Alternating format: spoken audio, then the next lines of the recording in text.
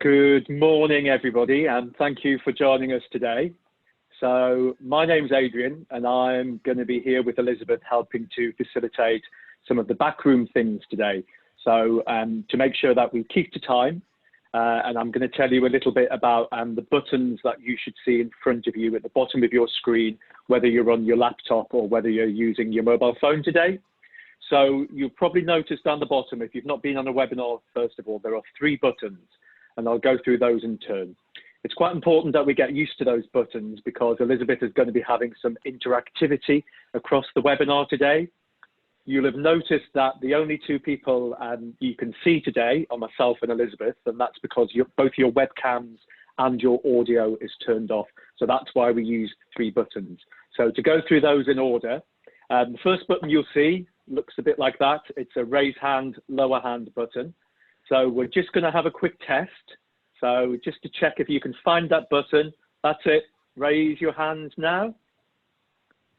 5 of you, 7 of you, 10 of you. Yeah, right. Okay. So most of you found that. And then you press it again to lower your hand. So that's the first button. Second button there is there's a chat button. So the chat button is just like an old-fashioned chat room. So use that to send messages to each other or to myself or Elizabeth, and I'll monitor those.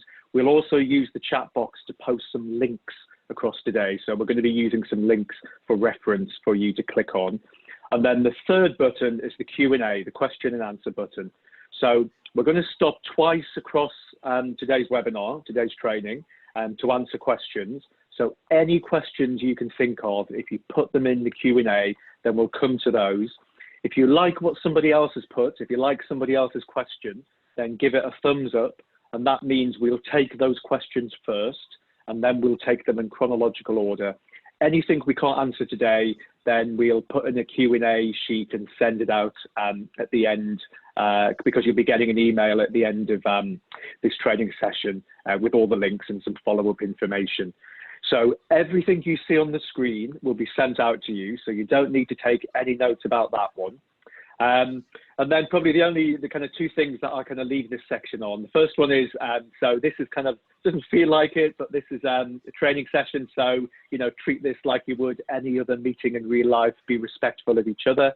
And then also, as you can kind of see, we're kind of working from home at the moment. So it's just to give ourselves a little bit of grace should we get that dreaded parcel moment where there's a knock at the door as well. So just bear with us if that happens as well. So I think that's it for me, Elizabeth. I'm going to turn off my video now and hand over to you, and then come back on halfway through. Thanks, Adrian. That's great. My mouse is so sensitive, sorry about that. Sadly, I've got no parcels due today. I'm expecting some towards the end of the week, but I have got a small dog who's been known to make herself known throughout these sessions, and she goes mad every time the door goes. So if the door goes, that'll be the postman probably, and she'll just bark ahead of, so apologies for that in advance. My name's Elizabeth. I'm a training and development worker for Anti-Cancer. Some of you may have met me before. Hello again to those who have. And hello to those who haven't met me before. Lovely to virtually meet you. Some of you joined us the previous weeks when we covered facts and myths and signs and symptoms. So some of you will be familiar with how these sessions run. So please bear with me through the familiar bits. And to those who are new, we hope you enjoy the session. So a little bit about me. I've been promoting cancer awareness to communities for the past 7 years. And before that, I worked as a volunteer development worker, promoting positive volunteering opportunities. So this role is a great mixture of the 2. Anti-Cancer is the working title for the Greater Manchester Cancer Screening Engagement Programme. The programme is set up to help increase screening uptake in communities where screening uptake is low. I'm not medically trained, and you don't have to be a cancer champion. This session is aimed at increasing knowledge and promoting awareness of the NHS Cancer Screening Programmes and learning a few key messages that you'll be able to share with others. So I'm going to say that again. The session's aimed at promoting awareness of the cancer screening programmes and giving cancer champions a few tools, a few key messages to help them when they're out and about in the community doing their champion role. So next up, we're going to start with a little icebreaker just to get us warmed up a little bit and a bit more familiar with how the interactive parts of the session work. The interactive bits are meant to be a bit of fun and make the session more engaging. So it'd be great if you could join in when you can. Some of you will find this easier than others, and for some it'll depend on whether you're using a laptop or smartphone. Don't stress too much about this, just join in where you can. There's some parts of the training that we'd really, really like you to join in at, and we value your participation. So I'll be sure to highlight them to you when we get to them. And if you manage to join in at those points, that'd be great, thank you. So Adrian has already explained how the Q&A will work and how the chatbot will work and the reaction button. So all I've got to do is go over them, and I'll also introduce you to some polls. So let's get started. So how are we all feeling today? So raise your hand if you're feeling good and ready for this training session. Bit cheesy, but come on, raise those hands. Brilliant, absolutely fantastic. So you can, thank you to all those who raised them. Put your hands, click on it again and put your hands down, thank you. So I'll just ask you some quick questions and a quick game of Would You Rather, and I'll use the chat box and then I'll demonstrate the polls. So first one is something I call flights of fancy. This is the first icebreaker. So the holiday season will soon be upon us, and this year most of us will be staying home. Most of us will probably have to change our holiday plans just due to the current circumstances, etc., etc. So what we're going to do is we're going to fly Magic Carpet Airlines. So using the chat box, write where you'd fly your magic carpet to if you had one. So write your dream destination anywhere in the world, because your magic carpet can go anywhere, it's magic. So right in the chat box, write your destination now. It doesn't matter if you can't spell it correctly or what, we'll get the general idea. So anywhere you go if you have the chance. So let me just open my chat box. Caribbean, nice one. Somewhere in South America, LA. Caribbean, Nevis and St Kitts. That'd be mine, Jessica. I'm half Tahitian, so yeah, I'd love to go back there. Japan, I'd love to go. Agra, I'm not too sure where Agra is, but I'll be sure to Google it. India, nice. Iceland, interesting. I wonder if it's, I always think of Iceland as just cold because it's got ice in the title, but I wonder what it's like at this time of year. They must have a summer, obviously. Spain, one of my favourite places. Nigeria, I'd love to go. Monaco, I've been watching something on the telly about that. Brilliant answers. Great Wall of China. Oh, Maldives, Bali. Oh, if only we had a magic carpet. If only. Let's keep our fingers crossed for Magic Carpet Airlines. It'd be so great. Thank you. I think mine would be the Caribbean or Hawaii or somewhere like that, but how nice would it be to go? So thank you so much for all those who joined in. Now we'll try out a poll. So these are just dead simple. You just click on the answer you want to. So let me just launch a poll. The first one is, would you rather be forced to dance every time you heard music or be forced to sing every time you heard a song? So would you rather dance or sing? So I'll give you all a couple of minutes just to answer that one. A lot of you are voting, so I can say it's close. So we'll just give it another 10 or so seconds for everybody who wants to vote to get them votes in. Would you rather dance every time you heard music? See, I've got friends who would just play music all day long just to see me do one of these, whichever one I had to do. So, right, we'll give it 5 more seconds. 5, 4, 3, 2, 1. Thank you to all who took part. So let me share the results. They're close, aren't they? I think people would rather dance to music than sing a song. I think I'd probably go with dance because my dancing's not good, but my singing's even worse. That's brilliant. So thank you very much for that. As you can see, just a little bit of fun there.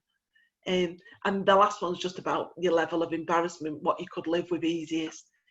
But both would be sheer hell for me.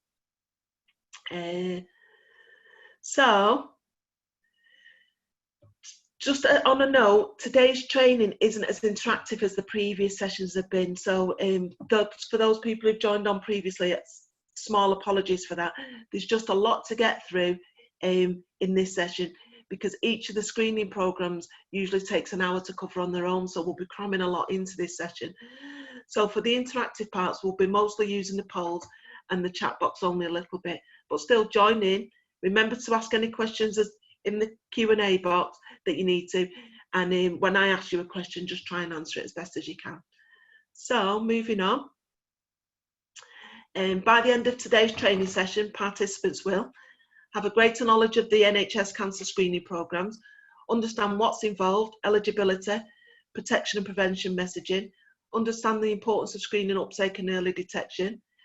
We'll also learn some key messages that we can share with others. We'll see how easy it is to become an anti-cancer champion and what that involves. Then lastly, we'll make a plan to share the learning with others and turn that learning into practice. And don't worry about the last bit. I'll talk you through it when we get to it. Okay, so if you've previously been on one of our training session courses, you'll be very familiar with how this next bit works. And we still want you to take part. Every time we do a training session, we want everybody involved to take part. And for all our newcomers, I'll talk you through how it works. So for all our training sessions, we like to measure people's confidence, knowledge and understanding of cancer before they start training to see where they're at, and then again at the end to see if we've managed to increase their confidence, knowledge and understanding. And we do that by answering 3 quick poll questions. So I'll launch the polls now. You understand how they work. So the 3 questions will come up. So you just click in the answer that where you think you are. Each is scored 1 to 7. 1, 4 and 7 are highlighted, but they're just as guides. You can score yourself a 2, a 3 or a 4 or a 5, whatever best suits where you think you're at now. There's 3 questions. To get to the next question, there's a scroll bar to the right of the poll, and you just click on that and it'll take you to the next question. So there's 3 questions for you to answer. We'd like everybody, if they can, to do this, and then we'll do it again at the end, just so that we can just measure the effectiveness of our training. Okay, so we'll give people another minute or so to complete this. Okay, so it's how confident do you feel? How do you rate your knowledge? Again, 1 to 7. And do you have a good understanding of the cancer screening programs? 1 to 7. As soon as you've completed them, I'll share them with you. Okay. Okay, I'll give people another 10 seconds or so. Most of you are managing to vote, which is fantastic. Most of you are managing to complete the poll, so thank you very much for that. But again, the people who voted now need to make sure they complete the ones at the end as well, so we've got the 2 scores to measure against. Thank you. So I'll just give you another 10 seconds for anyone who's still trying, and then I'll share it. So we're on down to 5, 4, 3, 2, 1. So thank you very much for those who took part. Let me just end that now, and then I'll share the results with you. So as we can see, we've got a few people who are quite confident, so that's really good. We've got some people with quite a bit of knowledge of cancer, risk factors, signs and symptoms. Excellent. I hope they've got all that confidence and knowledge through signing on to my courses the other week. So, but maybe they just come with it anyway. And then we've got understanding of cancer screening programs. So that's quite a mix, that one, across the board. So hopefully we'll see quite a bit of movement in that one, because that's what we're here today to focus on. So thank you very much for that. Let me get rid of those off the screen. Okay, so let's get started with today's session. Okay, remember, if you've got any questions throughout, remember to use the Q&A box, and we'll take 5 minutes after this session to to hopefully answer any questions as best as we can. So, that should have happened before movement from A to B. Didn't realise that was there. So next slide is, let's just remind ourselves what cancer actually is. Cancer is a disease caused by normal cells changing so that they grow in an uncontrolled way. The uncontrolled growth causes a lump called a tumour to form. Okay, so now we know what cancer is. So the first thing people say about NHS screening programme is, what's the difference between a screen and a test? Well, a cancer research nurse explained it to me, and generally speaking, we screen a healthy population and we run additional tests if they find any irregularities, any abnormalities, where it's felt further investigation is needed. So we screen a healthy population and we do further tests where we feel that they're needed. Don't get too hung up on the words, because people can use them differently depending on who you're speaking with. And some people will say screen when it'd be better to say test. Some people say test when it'd be better to say screen, vice versa. And then just to confuse it even more, we say cervical screen and smear test. So don't get hung up on the words. So does anybody know how many screening programmes the NHS actually offers to the public? And we'll use our chat box to answer this one. So in the chat box, just write A, B, C or D. Okay, so we'll take a second to answer that now in the chat box. And let's have a quick look and see our answers. A, C, B, A, C.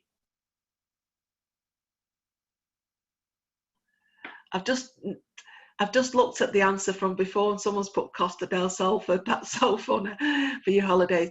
A, D, B, B. Right, so we've got a mix across the board. Thank you so much for those who've taken part. It is a little bit of a trick question because we're here to discuss the cancer screening programme. So I can see anyone who's put A, I can see how they think that. But the question was how many screening programmes the NHS offers. And the answer is actually C. It's 12. But don't worry if you got it wrong. It's not about getting it right or wrong. It's just to have the conversation. There's 12 national screening programmes. Screening's only offered to those sections of the population when and where it's deemed to be most beneficial and effective. And screening is just a way of identifying apparently healthy people who may have an increased risk of a particular condition. So for instance, we screen pregnant women a lot to check for infectious diseases and sickle cell, and to check that the baby's physically okay. We do like a mid-term scan, and we screen newborns. We do a hearing test. They also have a physical exam, and we do a blood test to check for rare diseases. We also do a diabetic eye test, a diabetic eye screen for anyone over the age of 12 with diabetes, to check for the early signs of diabetic retinopathy. That's hard to say. There's also a screening test offered to men when they turn 65 to detect abdominal aortic aneurysms, which are dangerous swellings in the aorta. So as you can see, the NHS run quite a few screening programmes. There's also a couple more that they offer out to those people who are eligible to take part. So that brings us on to the 3 cancer screening programmes. So we know there's 12 screening programmes all aimed at different audiences. So what we're going to do today is focus our attention on the 3 cancer screening programme, because we're the Greater Manchester Cancer Screening Engagement Programme, so it seems logical that we cover those 3 screenings during this session. Okay, so first up, we've got bowel cancer screening. So we've got a short video on bowel cancer screening and using the bowel screening kit. So let me just start this video. When it's time to do your bowel cancer screening test, you'll get a kit through the post. It can spot the early signs of bowel cancer and it saves lives. In the kit, there's a small stick which is used to collect a sample of poo. The lab checks for any traces of blood in the poo, which is sometimes a sign of cancer. On the day you do the test, write the date on the tube. Check your letter for full instructions on how to label the tube. To take the sample, you'll need to put a plastic tub and a few layers of toilet paper into the toilet to catch the poo. And then you just do your business. Then, using the stick from the kit, scrape a bit of poo onto the end of the stick, making sure the 2 holes are covered. Put the stick back into the tube and twist it to close. The tube goes into the envelope provided and into the post. Be sure to send it back as soon as possible and you'll get the results back within 2 weeks. If there's any trace of blood detected, it could be a number of things, not just the early signs of bowel cancer. The letter will explain the results and if you need to do anything next. For more information about bowel cancer screening, go to cruk.org/bowel-screening. Okay, so bowel cancer is sometimes called colon cancer or colorectal cancer, but most often it's called bowel cancer. It affects the large bowel, which is made up of the colon and the rectum. Most bowel cancers develop from precancerous growths called polyps, but not all polyps turn into cancer. So if your doctors find any polyps, they can be easily removed to prevent them from becoming cancerous. It's important to point out that the kit is aiming to detect any tiny traces of blood in your poo, traces that are too small to see with the naked eye. This doesn't mean that it's cancer, it only means that there's something going on within the bowel that needs further tests, further investigation. Okay, so let's remind ourselves who it's aimed at. Take a minute or two to have a look at that. We covered the signs and most of the signs and symptoms last week, so we'll just familiarise ourselves with who it's aimed at. So the important thing on this slide is to receive the kit, you have to be registered with a GP. This means that your GP surgery needs to have your up-to-date address details. So if you've moved houses recently, or if you're not sure if you've updated your GP about your move, it might be worth checking out that you have. Another great thing about this kit is that you get to do it in your own home. That makes it so much more convenient and easy to do. There's no going to the doctor or going to the hospital to complete it. You just stay at home and do it. It's so simple and easy. Okay, so yeah, like I said, last week we covered signs and symptoms. So again, I'll just leave that there for a minute for you to have a look over.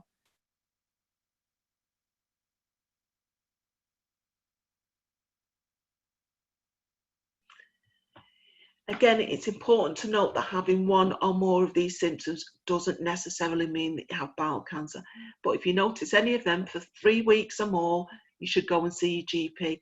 Remember, the 3-week rule is just a guide, because you could have an upset tummy or a change in your diet that's causing you changing your bowel habits, causing symptoms. But if it persists for at least 3 weeks, then you book an appointment to see your GP. Don't leave it any longer than that. So we know that bowel cancer is very treatable when caught early. Over 9 out of 10 bowel cancers are cured when caught early. Nearly everyone who gets bowel cancer survives if diagnosed at the early stage. However, this drops significantly as the disease develops. Bowel cancer screening saves lives. Screening can detect changes in the bowel before. So there's cancer. So screening can detect changes in the bowel before they turn cancer, before they get there, and treat them early. Changes which later may develop into cancer. So let me say that again, it detects changes before they turn cancerous. So it can prevent cancer from happening in the first place. Or if any changes have already taken place, it can detect them changes at an earlier stage when treatment has the best chance of working.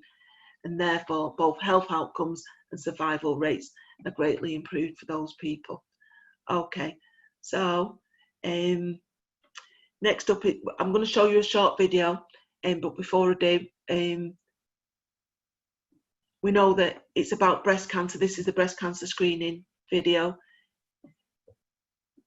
We know that cancer is a disease caused by abnormal cells, so changing so that they grow in an uncontrolled way. Well, breast cancer starts in the cells in the breast, when the cells in the breast begin to divide and grow in an abnormal way. So here's a short video just explaining the breast screening and mammograms. My name is Melanie Coburn. I'm an advanced practitioner with Newcastle Breast Screening Service. A mammogram consists of 4 x-rays, 2 of each breast. It can be uncomfortable, it can be very uncomfortable, especially if the lady has tender breasts in the first place.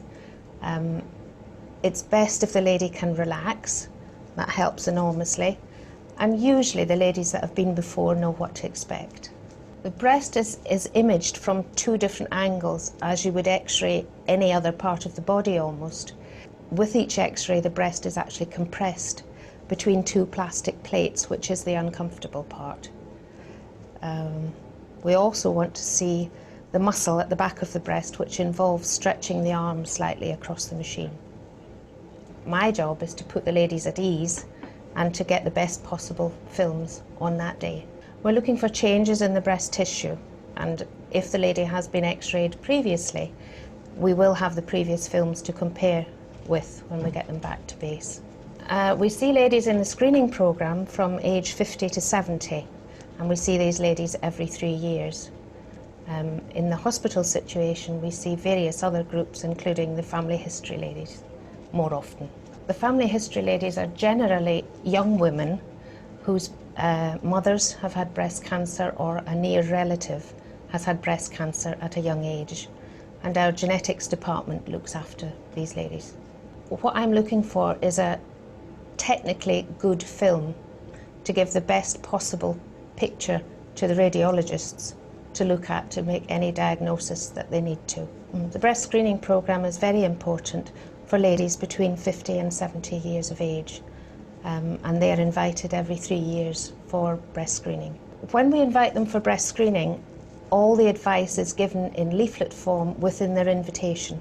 Everyone who works in the breast screening service is professional at their job, good at their job, trust them really, and try and relax, and it's a much easier process. The benefits of having mammography are that we can pick up abnormalities really down to quite a small size, even 3 or 4 millimetres, which there'd be no possibility of someone being able to feel if they examine their own breasts. It will also be able to tell you whether it's just one area or more than one area. It'll be able to give you some indication as to whether there's anything in the armpit. Ultrasound is useful in a different way, really. It's a complement to mammography. If, for example, somebody comes up with a breast lump and the mammogram shows a density, the mammogram can't actually tell you whether that is solid or cystic. But if an ultrasound is done, that will be able to tell you what the inside of that density looks like, whether there's fluid in or whether it's solid. I think screening is important for women in the UK. At the moment it's available from the age of 50 to 70. Mammography will pick up about 95% of breast cancers, and they'll pick them up at an earlier stage normally than you would by examining the breast yourself. If you attend for screening, you're more likely to pick up, if you've got a breast cancer, it's more likely to be picked up at an earlier stage than if you don't go and you wait for it to present as a lump.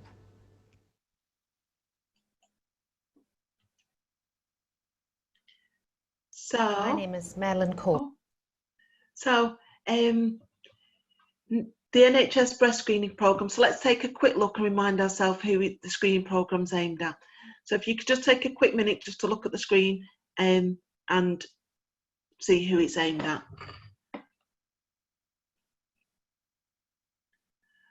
The important one to take note of here is that it's for women registered as female with their local GP.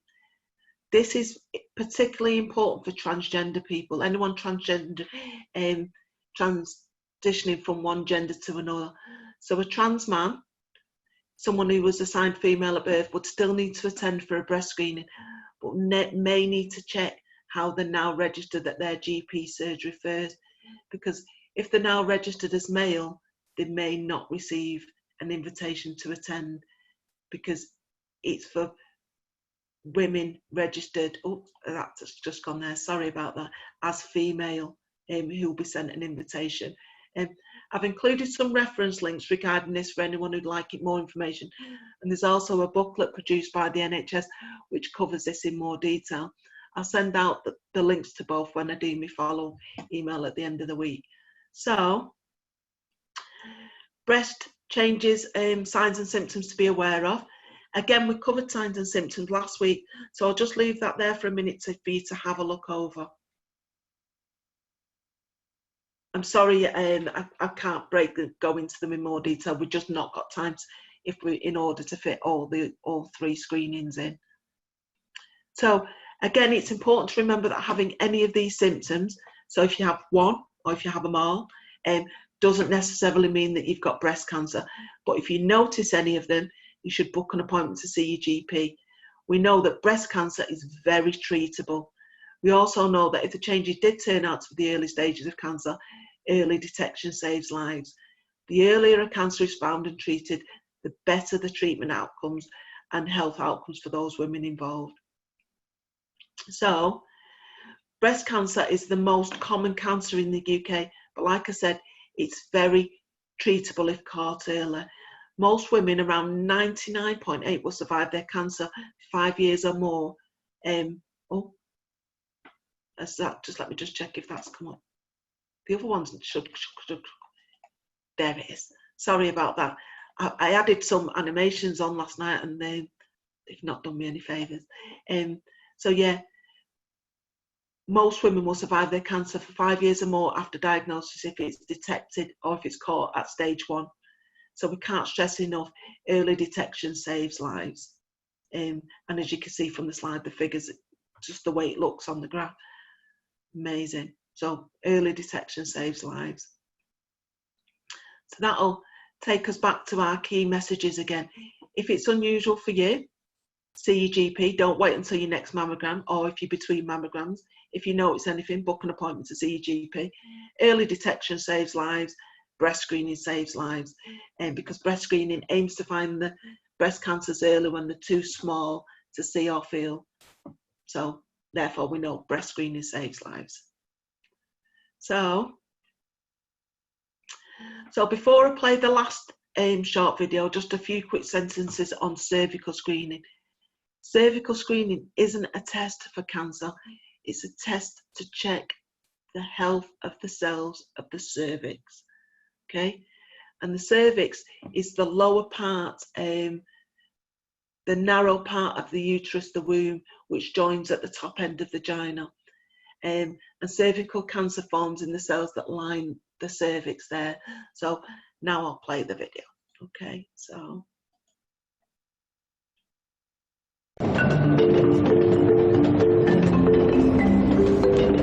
I was on my way to cervical screening.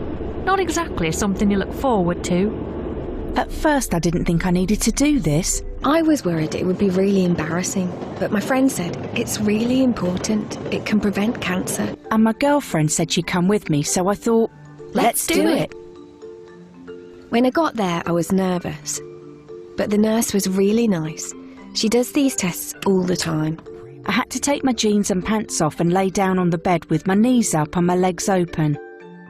The nurse put something called a speculum into my vagina to help her see the cervix, and used a small soft brush to take the sample.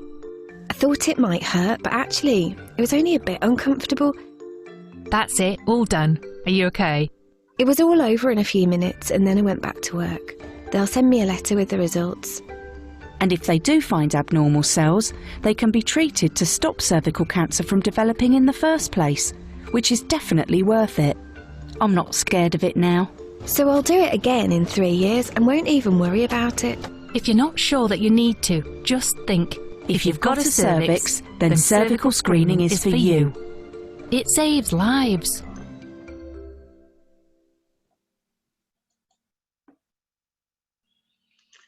So, again, we'll take a moment to have a quick look at the screen and see who the cervical screening programme's aimed at.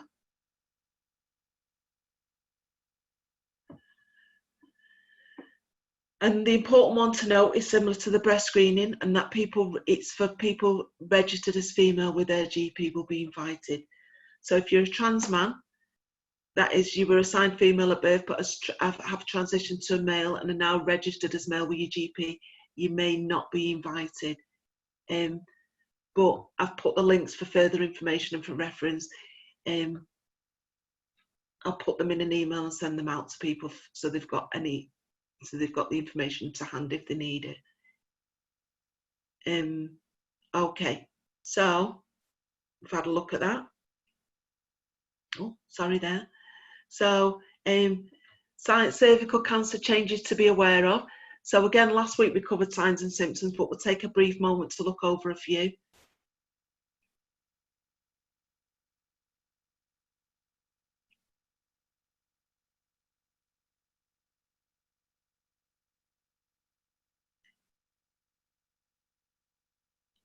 Again, it's important to remember that having any of these symptoms, whether you've got one or whether you've got them all, doesn't necessarily mean that you have cervical cancer. But if you do notice one or more of these symptoms, again, the message is you should go and see your GP. And again, run back to our key messages. This slide should be very familiar to us by now. If it's unusual for you, see your GP. Women of cervical screening age who regularly attend for their screening will have any of these changes picked up in their smear test before they turn cancerous. So again, there's cancer, there's cervical screening. Any changes are picked up before they get to there. So again, early detection saves lives. It's another one of our key messages, and cervical cancer screening saves lives. Okay. So our three key messages: if it's unusual for you, see your GP. Early detection and screening both save lives. So next slide brings me on to something called the human papillomavirus, okay, HPV. So HPV is an infection. HPV infection is a viral infection that commonly causes skin or mucous membrane growths. More commonly called warts. Okay, it's an extremely common virus. Around 4 out of 5 people, 80% of us, will get it at one time or another in our lifetime. Okay, it's spread by skin-to-skin contact of the genital area, which means that anyone who's ever been sexually active could be infected. The body's immune system will usually clear up HPV infections, and generally most people don't even know that they've had the virus. Some are called high risk because they're linked to the development of some cancers. However, it's important to note that most HPV infections don't lead to cancer. So the HPV vaccine and cervical cancer, 99.7% of all cervical cancers are caused by infection with a high risk type of HPV. That's staggering. So what do? Well, we give the HPV vaccine to boys and girls aged 12 and 13. That's when they're in year 8 at school. And that will offer protection from the virus for at least 10 years. Okay, then at age 25, young women will be invited to attend for their regular cervical screen test. And we know that screening can detect changes in the cervix before cancer. So then that offers further protection. Okay. So that's the HPV link to the cervical screening and cervical cancer. So, last but certainly not least, anybody who feels they may need a little bit of extra help or extra support or advice, or have any questions surrounding either the need to attend or access needs to the screening programme, can gain further advice from one of the following. Local GP surgeries are available to give advice and discuss screening options. There's also easy read guides and videos available on the .gov.uk website, along with leaflets in other languages. For LGBT women, trans men and women, there's guidance from Public Health England and the LGBT Foundation are another great source, great resource to find out relevant information from. Okay, so that was a lot to get through, and apologies if it seemed a little bit rushed, but we're just pushed for time. So that brings us to the end of that section, and on to our Q&A. And I'll give you one last piece of the puzzle after we've done this bit. So over to you, Adrian. Have I had any questions? Yeah, you've got one really good question here from Simon. So, is there evidence behind the groups of people who are deemed to be the most vulnerable and thus eligible for screening? And is that regularly updated in light of new findings and insight? That's about 10 questions in one. Good wow. one, yeah. So tell me the question again, sorry. That's just a lot of questions. I'm going to have to write it down. It's kind of not... Yeah. Go for it. Ask me the question again. Break it down. Okay, you know, and I can start you off with an answer, I think. So is there evidence behind the groups of people who are deemed to be the most vulnerable and therefore eligible for screening? And is that regularly updated in light of new findings and insights? So, I mean, I can tell you a little bit about how the NHS approaches its evidence base with regard to screening. So, like many things in the NHS, responsibility for expertise or commissioning is split across the place. So, expertise around cancer screening is held with PHE, Public Health England, but commissioning, the people who decide what services and kind of how, that sits with NHS England. Then to make things a little bit more complicated, we've kind of got, there are two bodies who are responsible for deciding that kind of evidence. So one of them is NICE, so the National Institute, NICE, National Institute for Clinical Excellence. And NICE, if you like, issues lots of guidance, NICE guidelines, and they tend to look at targeted kind of populations. So NICE will kind of think about risk and evidence. And then you've got another bit of it, which is it's something like the UK Screening Committee or Advisory Group, and they look at a population-based approach. So what you've got in the NHS are these kind of, I suppose it's a balance, you know, between these two different bodies who are each looking at evidence and making recommendations about how the national screening programmes are kind of commissioned and delivered. So to kind of give you a kind of an example of that, I mean, there's loads of examples, but one of them might be something like if we think about cervical screening. So if you think about cervical screening, we've had a change in the age of when women are first invited. So that used to be younger, am I right? Several years ago, you were invited at a younger age. And then the evidence suggested that the benefits of calling women earlier were not really proven. So we moved that age. And then there was something published last year, for example, and they were reviewing the evidence, looking at the frequency that you could be called for cervical screening. So with the new HPV testing, so there was one study which suggested that we could possibly move to a 5-year kind of gap between invites because it was a lot more sensitive. So that's kind of one example of how that evidence informs the decision making between how and when you call people for invites, whether you call target groups and kind of things like that. So, I mean, I think the services are often very good at responding to different needs, but unfortunately, the services are not very good at kind of being proactive to that, if that makes sense. So if you've got additional needs, then the screening services depend upon you literally to make yourself known to the providers, and then we can respond to those needs.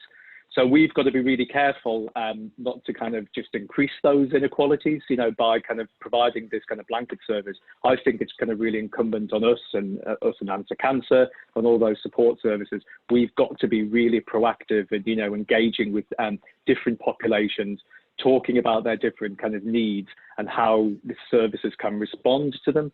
So you can get lots of easy read materials with screening, but you have to ask for it first. You can get translated materials, but you have to ask for it first. You can get kits that help you take your poo a little bit easier, but you've got to ask first.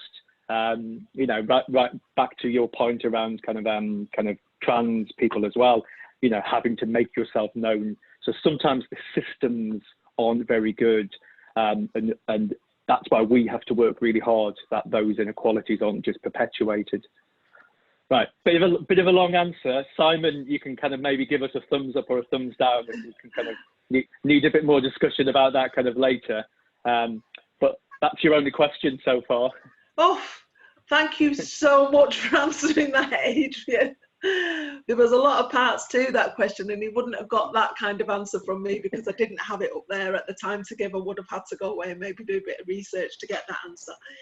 So thank you very much for fielding that one for me. That's great. And thank you, Simon, for putting the question up there. Please post more questions as we go along if you feel the need to. That's to everybody, and we'll take 5 minutes again towards the end to ask that to answer those questions if we can. Okay, so this brings us to our next slide: protection and prevention. So throughout the session, we've talked about our 3 key messages. If it's unusual for you, see your GP. Early detection saves lives. We know that the earlier a cancer detected, the treatment, the better the treatment options and the better the health outcomes. And thirdly, now we know cancer screening saves lives. It detects those cancers and those changes when they're too small to detect ourselves, and offers better treatment outcomes because we've detected them early. So, excuse me a second, my nose is running. Well, the last important piece of the information is the protection and prevention messages that cancer screening provides us with. We know that bowel and cervical screening can protect against cancers forming in the first place because they're looking for changes before they have a chance to become cancerous. So there's cancer, and we're looking for changes in the bowel and in the cervix before they get there. So if we catch those changes early, we can prevent cancer from forming in the first place. That is absolutely amazing, that we can catch changes before they have the chance to become cancerous. So that's really important to keep in our minds. Then there's the preventative benefits. If we can detect cancer very, very early on when they're changing in the cells, and those very small cancers that can be detected through screening, the ones that have not yet had the chance to form and to become symptomatic, we can prevent even more harm from happening to us by allowing us to find the cancer early and then treating it. So cancer screening can protect us from cancer developing, and it can prevent further harm being done to us if we catch it early. So the protection and the prevention messaging are both really important messages too. Okay, so that brings us to the end of that section. So, sorry, my nose has just gone today. So now it's exam time. And we did this last week, but because in the real world it's exam time, we'll honour that here with Answer Cancer style. So we've got one last poll, okay? So let me just get my poll up. So the poll is, you have a family member who's unsure about whether or not to complete the bowel screening kit. They know you're a cancer champion and ask your advice. What do you say? Now you can choose as many as you want on this. You can go wild, choose as many as you want. So I'll give you a minute or two to answer. I've only got one of you answer. Well, I think there's a delay between you answering and me seeing the result. So a couple more of you have answered now. So come on, let's get answering and see whether we're gonna pass our exams.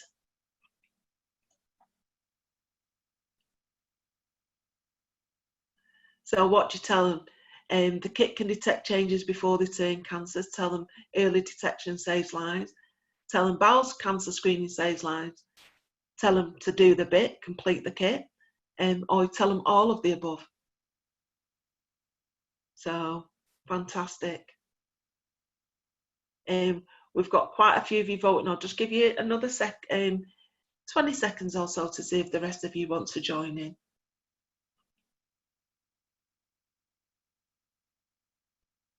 Okay. Wow, a lot of you have joined in, which is fantastic. So I'll give you 5 more seconds. 5, 4, 3, 2, 1. So I'll end that poll now and I'll share the results. So as you can see, all of you got it right. All of the above, or you can choose them individually. Each and every one of those answers that you tell somebody would be correct. So, yay! You got it right. Fantastic. Okay, so let me get rid of that now. So, thank you very much for taking part in that. So, next up is making a plan. Okay, so for those of you who've done this before, this is still something we'd like you to do this time. This is something that we'd like you all to participate in.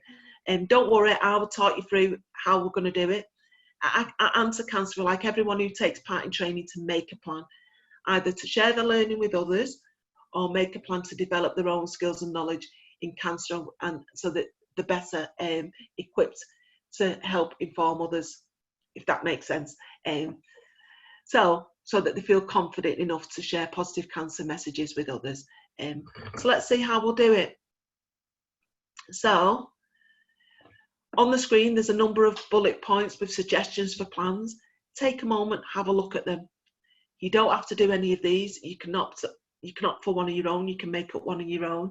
You can be as creative or keep it as simple as you like. The choice is yours. You can go big or you can go small. The choice is yours of what plan you to make. So start trying to formulate a plan in your mind.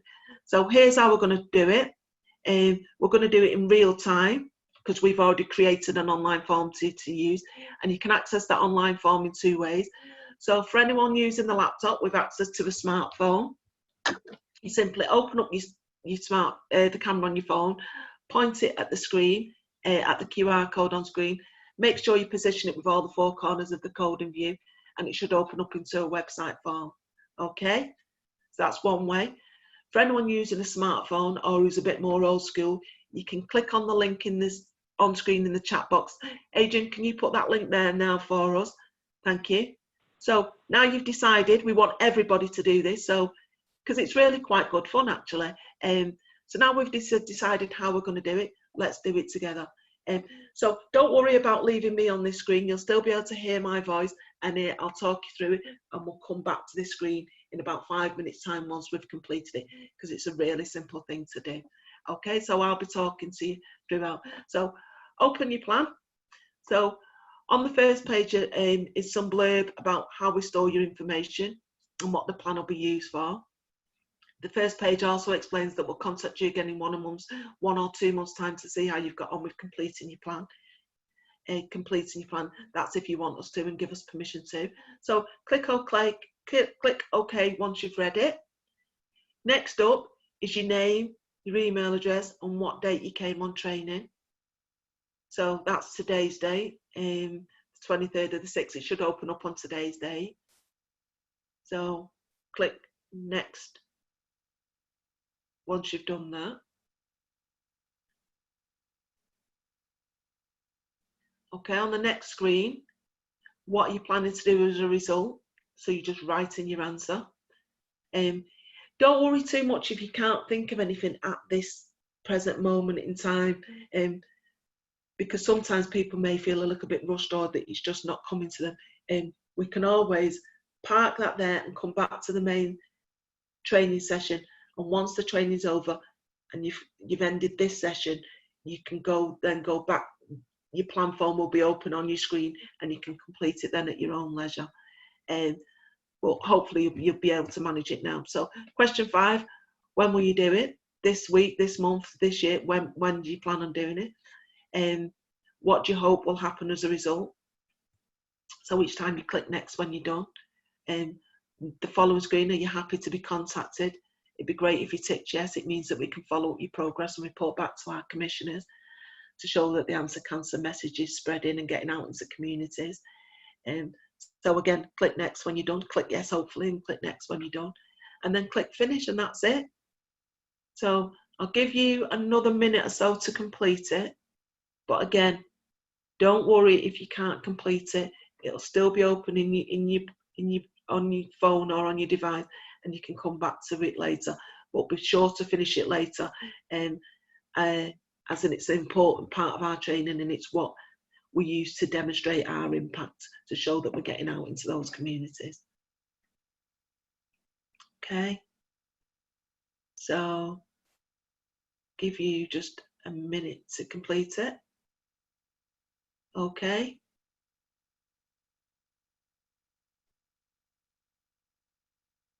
So what we'll do is we'll park that there now and come back to the main training session. Again, like I said, it'll be there when you're finished. So next slide is our anti-cancer champion slide. This is where we encourage all our course participants who aren't already cancer champions to sign up to become one. There's two very popular questions we get asked when we're asking people to be cancer champions. What does it mean to be an anti-cancer champion? And do I need any more training? So I'll come on to the training part in a minute. Oh, sorry, screen just went a bit daft there again.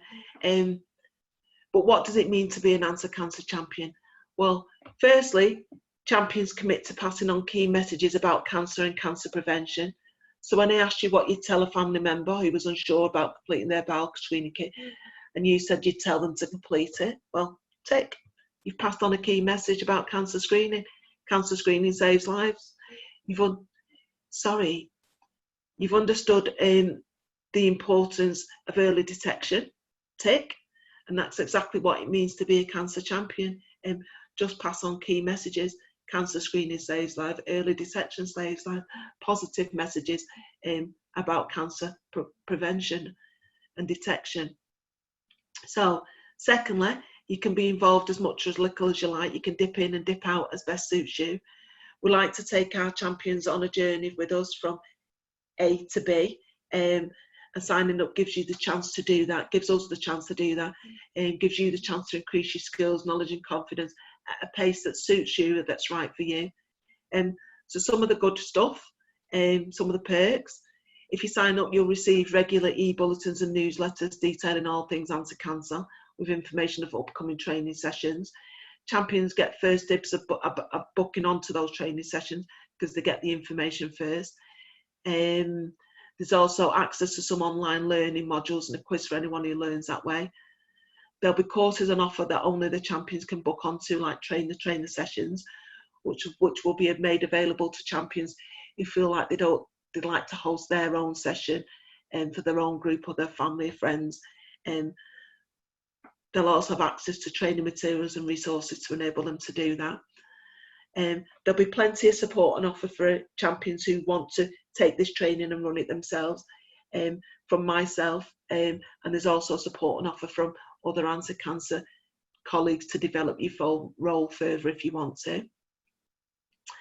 Then there's access to our super lead cancer champion scheme. This will be for anyone who wants to go the extra mile and become more involved in the project. That's headed up by one of my anti-cancer colleagues called Kiri.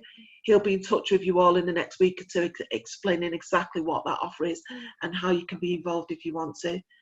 So as you can see, there's lots of reasons to sign up. So Adrian, can you put the link in the chat box? So if anybody wants to sign up, if they click on it now, don't complete the form now. We've had enough of going off somewhere else. Just click it and then it'll be open in your browser once you've finished this section. Okay, such exciting stuff. Just one last thing. If you are signing up to be a cancer champion, when you're on the sign up page, it'll ask you where you heard about the opportunity.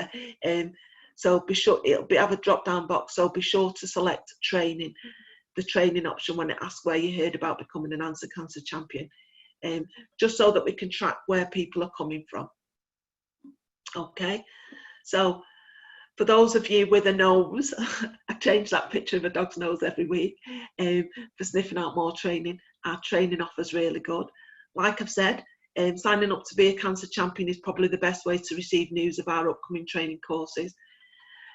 So for anyone who wants to know more, we've got regular training planned and scheduled across the year. You can check these out by visiting our website. I'll email out all the links to everything I've spoke about today in a Word document so you've got access to them when you need them. So don't worry about wondering what the website address is and stuff like that. I'll post that information out to you. We've also got our tailored training sessions. So as well as the planned and scheduled courses on offer that anyone can book onto, for organisations and workplaces, we also offer bespoke training tailored to you and tailored around your clients' needs. So if you're part of a group or a workplace and want to organise a training session, we're keen to hear from you. We particularly want to hear from any of the following groups, as we know that screening uptake is lowest with people from these groups or these communities. So if you want any more information about how we can work together or how we can arrange a session that's just for you and your group, please feel free to contact me. I would absolutely love to come out and do something, or do something online, whichever the case may be. So contact me if you've got any ideas for anything and you think, oh well, and you'd like to sound someone out, just pick it up and contact me.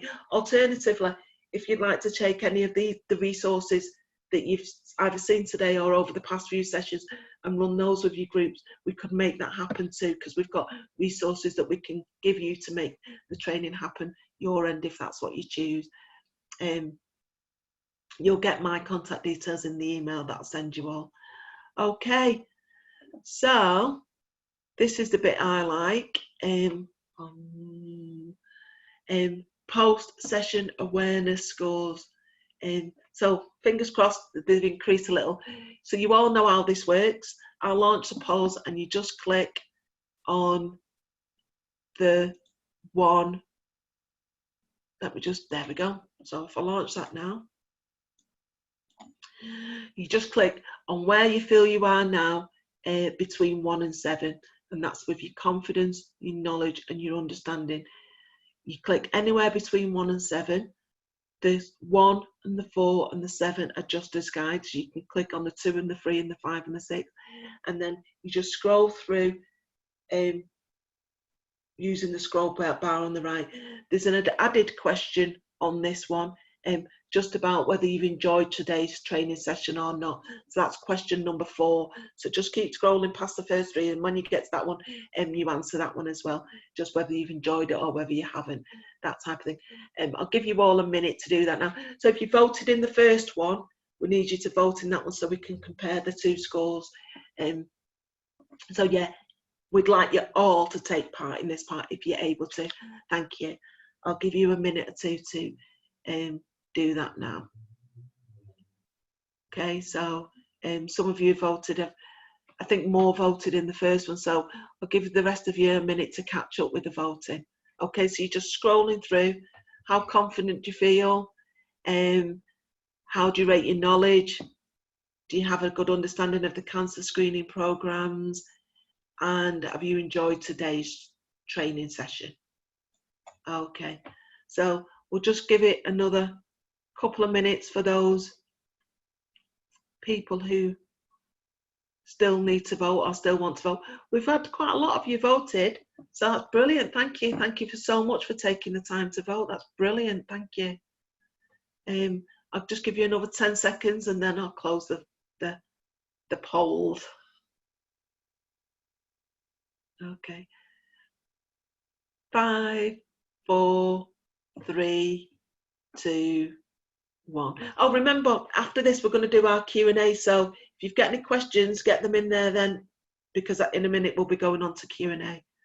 So first let me end the polls and I'll share the results with you. So unfortunately I can't get the first poll and the second poll on the screen at the same time. It won't allow me, so we just kind of have to remember where we are. But we've moved along in our confidence. If we take a moment to have a look, we've moved along in our confidence. So there was quite a few people who were confident to begin with, but we've moved along there, which is great. We rate our knowledge. Again, we've had movement in knowledge, which is fantastic. And the biggest movement, understandably, is in the cancer screening programmes, which is, again, is fantastic because that's what we've covered today. So it's more important that we have movement in that one than any of the others. So fantastic, excellent. And lastly, have we enjoyed today's training? Brilliant, thank you. Thank you. So I'm glad a lot of you enjoyed it, and the rest of you, I'm glad you thought it was good. So brilliant. Thank you very much for that. Excellent. So let me just stop sharing those results now. So we're very nearly finished. So before I go on to the Q&A, today we discussed the 3 cancer screening programmes, who was eligible, key messaging and the protection and prevention messaging. So we've got some key messages to share with others. We made a plan to share the learning. We've know how to sign up to be an Answer Cancer Champion. So I think we covered all our learning objectives. So I tick there. So next up, Q&A. So over to you, Adrian. Have we had any more questions? Yeah, we've got one more question. Really good question. I hope it's an easy one. With cervical screening recently, there has been news about self-sampling. So especially with the corona pandemic, that would be really useful. Is it something that's coming soon? I apologise, I haven't even, it's not been in my newsfeed, and I've tuned out from the other stuff. So do you have any answer for that one? I can research it and get back to somebody, but unfortunately. There, so kind of across the kind of past few years, there's been a couple of pilots which have taken place. So I think there was a pilot in North London a few years ago, and I know there were parts of Scotland which were planning to do a few pilots. So Joe's Trust, have quite understandably, Joe's Trust is the national charity that kind of concerns and works around cervical cancer and screening. So they've been really big advocates of doing more pilots and rolling it out, because you can absolutely see the advantage. I mean, especially around COVID times, but you can just see the advantage of being able to kind of do a self-test a kit at home. So they do it in different countries. I've got relatives who live in Australia, and you can get a home screen for your smear in Australia. So I know kind of other countries kind of do it, but it would really reduce some of those barriers.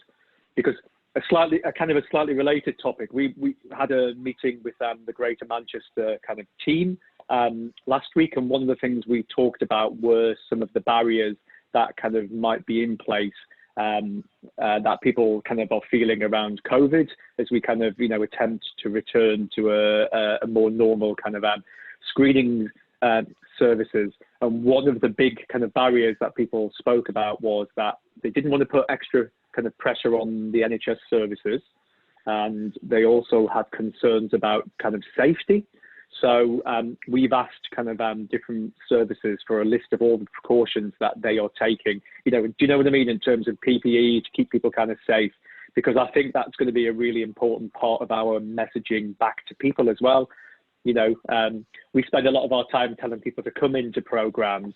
I think part of it now is to say to people, come into programs, for screening. It's safe because, and then to be able to talk to people about all the kind of prevention, all the methods and all the things that services are doing in terms of longer appointment times, PPE, so that's going to be a part of it. So yeah, roll on self-screen, roll on home screening for cervical screening as well. It'd be dead good. Yeah, thank you so much for fielding that one for me, Adrian. Thank you. Okay, Have we got any further questions? No, that's it. You're off the hook. Okay, yep. That's me off the hook then. If you can think of any questions once you leave the session, feel free to email them to me, and I'll do my hardest to answer. I'll try my best to answer them.